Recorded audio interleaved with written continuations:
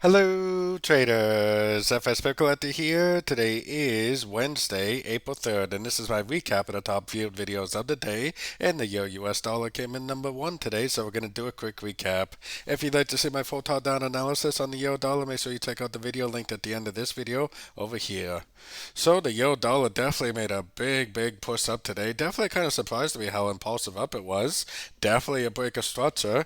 We do have non-farm payroll on Friday, which is another very big news event. So it's going to be interesting to see what this does, on Friday's non-farm payroll news. I can't help but notice that this kind of looks like three waves down, so it's kind of interesting. I would say at this point it might even start going up and taking out these highs. Looks like a pretty significant turn for sure.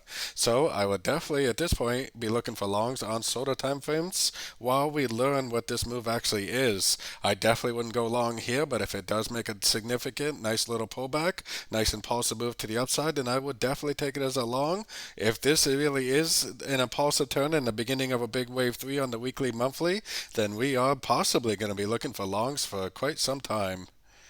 So don't forget to join my free Discord channel linked in the card up here above, and don't forget to check out my new website linked down here below. As always, thank you and happy trading.